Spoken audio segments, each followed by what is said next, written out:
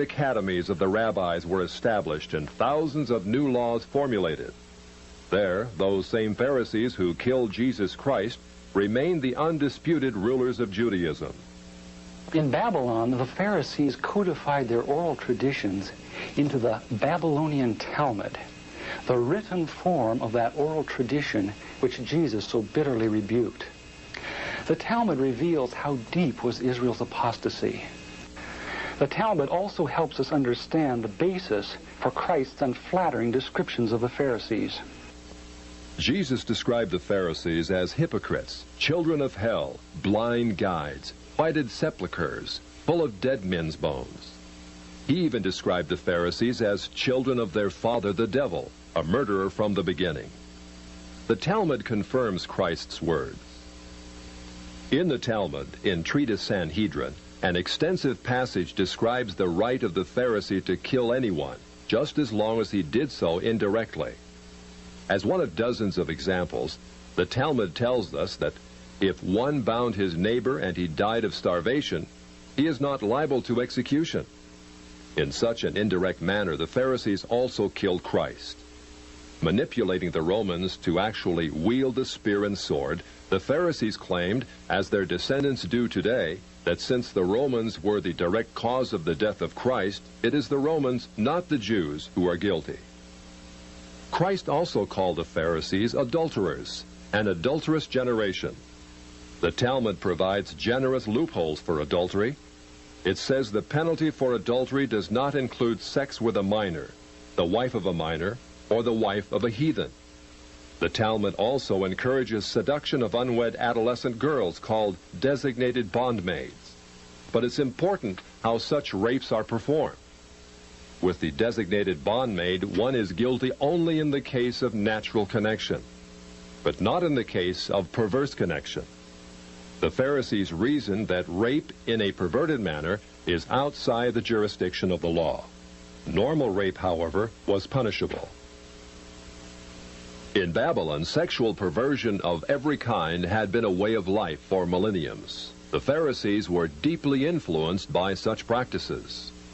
In 3 of the major treatises of the Talmud are found extensive passages which give legal endorsement to seduce and marry 3-year-old baby girls. In fact, many of the greatest rabbis of the Talmud, including Simeon ben Yochai, upheld this privilege. Today in Israel, thousands of Jews go to Meron every year to venerate the memory of Simeon ben Yochai, one of the most respected rabbis in the history of Judaism. In one of dozens of endorsements of child sex, Simeon ben Yochai said, "A proselyte under the age of 3 years and a day is permitted to marry a priest." Agreeing with ben Yochai, the great Rabbah said, "When a grown-up man has intercourse with a little girl, it is nothing, for when the girl is less than this, 3 years and a day, it is as if one put the finger into the eye." The footnote to this passage says, "As tears come to the eye again and again, so does virginity come back to the little girl under 3 years." The same section confirms that sexual activity with small boys is in the same category. The intercourse of a small boy is not regarded as a sexual act. In addition to adulterers, Christ, in the story of the Good Samaritan, portrayed the Pharisees as racial bigots, too self-righteous to respond to the suffering of one who was not a Jew. It is true, because of the wickedness of the Canaanites, which included sodomy and infant sacrifice, Israel had been commanded by God to be harsh in her treatment of the inhabitants of the land. God made it clear that the Canaanites were not simply to be avoided, but destroyed.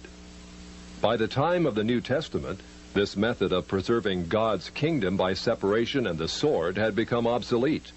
God no longer made a racial difference between men. But the Pharisees were unfazed by God's new agenda. The Talmud was finally written down nearly 5 centuries after Christ, yet its critical, even homicidal attitudes toward Gentiles might have been lifted out of the book of Joshua. However, the quickest way to grasp the Talmudic view of Gentiles is not directly from the Talmud, but from the Jewish encyclopedias. If we quote an isolated opinion from the Talmud, A rabbi may quickly object, saying, "But that is not the overall opinion of the Talmud. That is not the definitive view." What the Jewish Encyclopedia provides us is a definitive overview of perhaps hundreds of rabbinic statements on any subject, giving us accurate summaries of what the Talmud generally teaches. In its article on Gentiles, the Jewish Encyclopedia begins to define what makes a Jew so different from a Gentile. According to the rabbis, only Israelites are men. Gentiles they class not as men, but as barbarians. Since Gentiles are not men in the fullest sense, so the Gentile is not a neighbor of a Jew. Further, since Gentile laws were too crude to admit of reciprocity, meaning too crude to be taken seriously, the Gentile was forever beneath the Jew. Gentiles were outlawed by God from the beginning, and thus had no property rights. The Almighty offered the Torah to the Gentile nations also, but since they refused to accept it, he withdrew his shining legal protection from them and transferred their property rights to Israel, who observed his law. Since the Talmud outlawed the child, or issue of a Gentile, as that of a beast, a Gentile had as little legal rights in a Jewish court as did an animal. The Talmud states that if a Gentile sue an Israelite, the verdict is for the defendant, the Israelite. Conversely, if the Israelite is the plaintiff, he obtains full damages. Because the Talmud conspires against Gentiles, if a Jew was ever caught telling a Gentile what the Talmud really says, such a person deserves death. So vile was the nature of a Gentile that the great Simeon ben Yohai said, "The best among the Gentiles deserves to be killed. The best of snakes ought to have its head crushed." Jews, however, are exalted beings in the Talmud, worthy of praise. Christ described the Pharisee who blessed himself, saying, "I thank thee, Lord, that I am not as other men." An eminent Talmudic rabbi says the same. "Blessed be thou, who hast not made me a Goy, or Gentile." There is a special antagonism between the Talmud and Jesus. The Talmud attacks him everywhere it can, even his mother. Mary, the Talmud says, was a whore who mated with carpenters. She who was the descendant of princes and governors played the harlot with carpenters. It naturally followed that the scribes declared Christ to be a bastard. In its article on Jesus, the Jewish Encyclopedia says that Jewish writings defame Christ. It is the tendency of all these sources to belittle the person of Jesus by ascribing to him illegitimate birth, magic, and a shameful death. Jesus, according to this article, was considered one of the three worst enemies of Judaism who came to an ignoble end. The Talmud says they subjected him to 4 deaths: stoning, burning, decapitation, and strangling. The Talmud also says he is now in hell, punished with boiling hot excrement. What is Christ's advice as he speaks to us out of hell? The Jewish Encyclopedia quotes Jesus as telling us above all to bless the Jews. He says, "Further their well-being. Do nothing to their detriment. Whoever touches them touches even the apple of his eye." Christians, as followers of the false prophet Jesus, also deserve death. The Jewish Encyclopedia again recaps the Talmud's position. A Gentile observing the Sabbath deserves death. The testimony of a Christian was not admitted in evidence in Jewish courts, and an Israelite who found anything belonging to one who was a Christian was forbidden to return it to him. The Pharisees, through their Talmud, thus gave the Jews an ethic which encouraged bigotry and isolation. But it did worse than that. It invited persecution. By the 11th century, the inhabitants of Babylon, growing weary of the self-righteousness and dishonesty of the Jews, expelled them to the West. That's part of our faith. They had to read the Bible, the Torah. And that carried the Jewish people as a unique people, people of the book, as we called it. The people of the book not only knew the book, they could read the book. The capacity to ask questions, which is what the Talmudic tradition did across Jewish communities. It never defined the end of knowledge. It never put an exclamation mark on truth. It was constantly questioning, expanding, growing, exchanging between communities, between great scholars and their students. It never ended. It was always iterative. This culture exploded when the walls of the ghetto went down.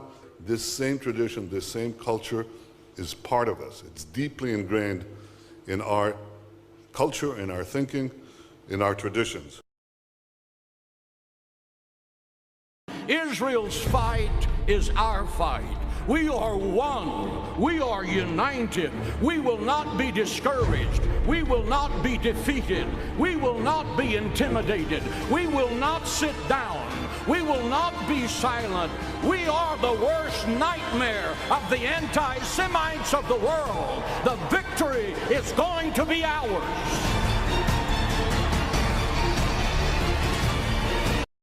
That Gog is Obama. Obama is the United States, who say that he will lead the whole war. And who will join him? Who will join him? Iran will join him. The UN. The whole UN. Russia? Yes, Russia, South Korea, the whole UN. Really, everyone. Everyone. All 70 nations will rise against us.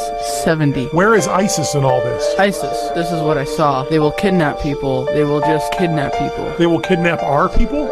Yes, like they did to Gilad Shalit. They will also do that. They will kidnap people and torture them and things like that. For now, what I also saw is that the Mount of Olives next to Jerusalem, for those who are saved, that mountain will split in two. And when the mountain splits, that very second, the Messiah will be revealed to everyone. Everyone will just see that it's the Messiah. We will know it's the Messiah.